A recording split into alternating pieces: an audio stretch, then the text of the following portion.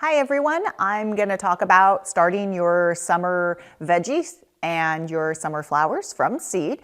Now, for some of you that may be a no-brainer, and actually I wasn't even going to do this and my husband's like, well, I have no clue. So if I don't have a clue, others may not have a clue. So I'm going to go through some steps about what I do.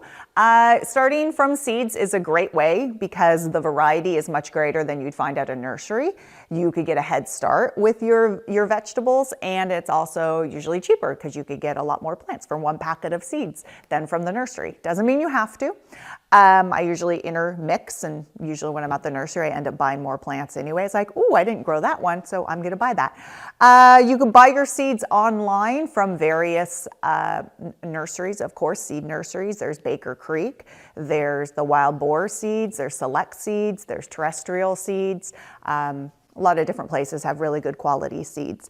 And so this is my process. So I started my tomatoes already inside about, I would say, middle of February. So I got an early start. Remember, you never want to plant your tomatoes, and tomatoes are usually the first vegetables you plant in the ground, until night temperatures stay 50 degrees consistently at night. So whatever zone you're in, make sure the temperatures are 50 degrees at night.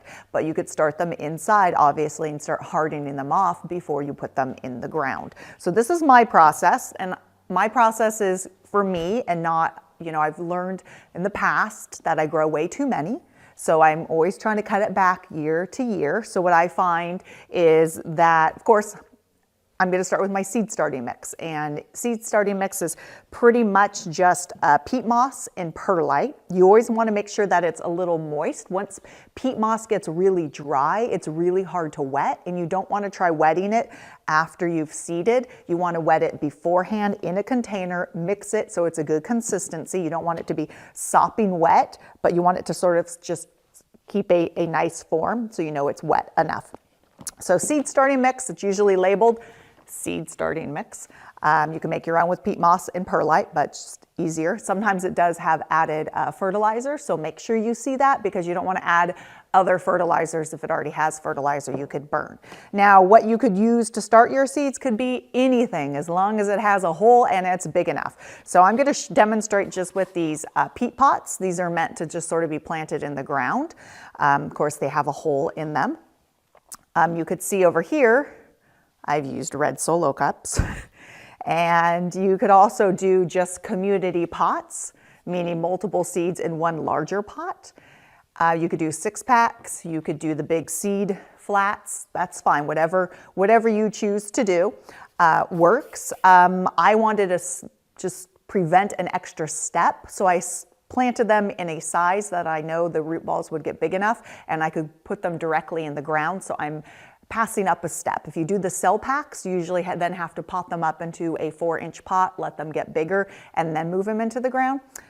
Being a little lazy this year, so I'm not going to do that. I have space where I could do bigger pots, so that's that. But I'm going to show you. So you've wetted your seed starting mix. You have your pot of choice with a hole, of course, and of course you're just going to fill in.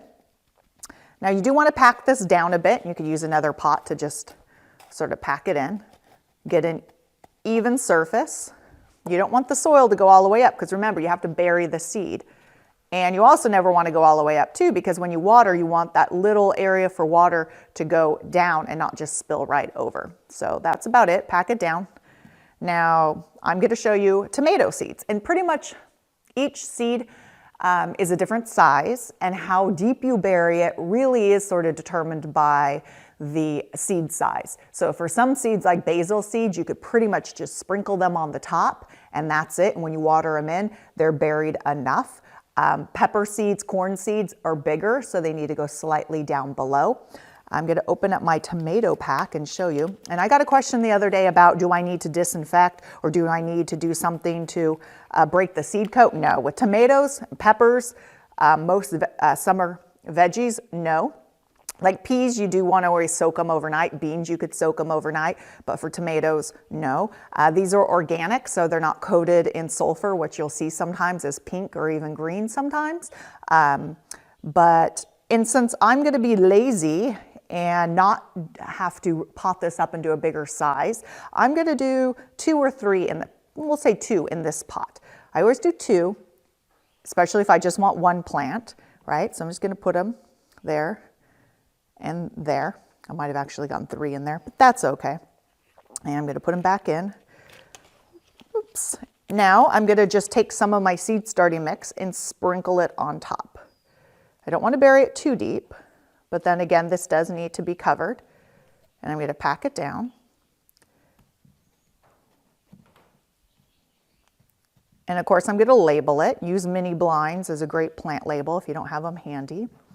See how I have that little lip? So when I water it, it's going to not just go over. The soil's moist enough that it's not going to be hydrophobic. Peat moss gets really hydrophobic and it's hard to wet, and sometimes you'll just see the water standing on top. And so water until water comes out the bottom. Now, I'm starting these inside, so you could put them by a sunny window. That will get them going. Once they germinate, they could grow there, but usually that's not enough light. You'll see them sort of stretching towards the light. If you could buy a 4-foot fluorescent light and put them very close, when I say very close, like just like half a foot, a few inches away, that's good as well. I use a 500-watt metal halide. I've had it for years. I know LED is a more cost-effective way because I know my bill's gone up. But since it's only a few weeks, I justify it that way, and because it's what I have. So that really works. It really brightens it up so the plants grow nice and straight. Remember, you don't need light until they start germinating, but what they do need, which will help them tremendously, is bottom heat. So they're inside where it's going to be warm anyways, but you could buy these heat mats that are going to just increase the temperature anywhere from like 10 to 20 degrees, and that little bit of bottom heat is going to sprout them up faster. So this is the size of a nursery flat. This one is meant to go on a windowsill. So if you don't have supplemental light, or you even do, but you're putting on a windowsill, those work great.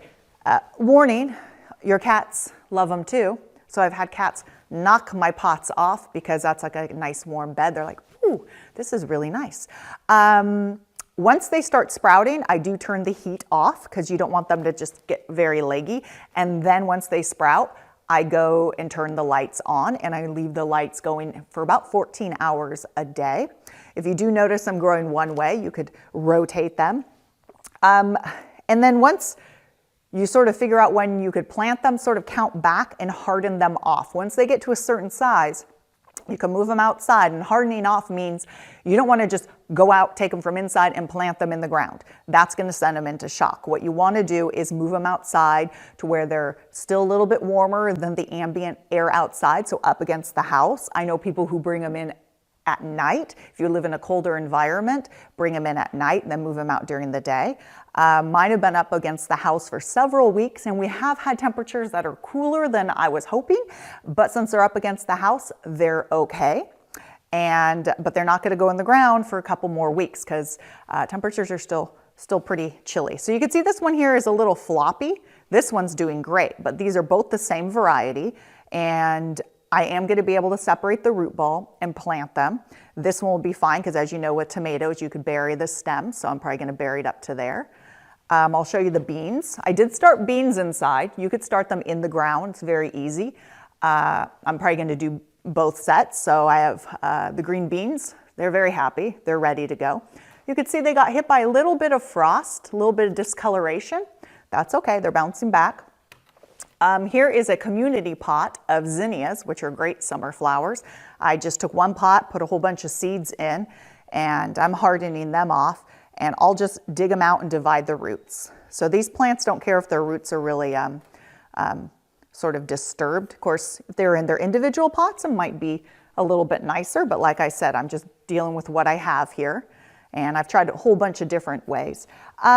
Because you're going to be watering them, put them in a tray, obviously without holes, and that tray could go on top of the heat mat. I have horrible, horrible tap water, but my vegetables don't care and my seeds don't care. So I actually just use tap water. And you don't want them to be so wet that you have gnats. If you see gnats flying around, they're too wet. If you see any mold on top, you're keeping the soil too wet. You don't want them to dry out. You never want your seed soil to dry out because if a little bit of moisture or a little bit of dryness, those seeds could die right away. So it's a happy medium between too wet and too dry. Gnats are definitely a sign that it's too wet. Just lay some sand on top. And yeah, and then just figure out when you need to move them outside. I would start most seeds inside, but like corn, I would direct sow. Even your watermelons and melons, you could direct sow. Usually the ones I like to start are tomatoes and peppers for sure. Remember, peppers like it really warm, so they have to be planted much further out than tomatoes. Eggplants as well, if you plant them too soon, they're sort of going to be stunted. And so that's it. It's not difficult. Most of your county extensions, your master gardeners will have a planting guide based on your zone. So remember, each zone is different of when you're going to start. So look for your county's master gardener or your county's cooperative extension, and they'll have a breakdown of when to start which seeds inside. So I'm zone 9, so this is what I'm doing for zone 9. So your zone's going to be completely different, but the idea is still the same. So I hope that's helped.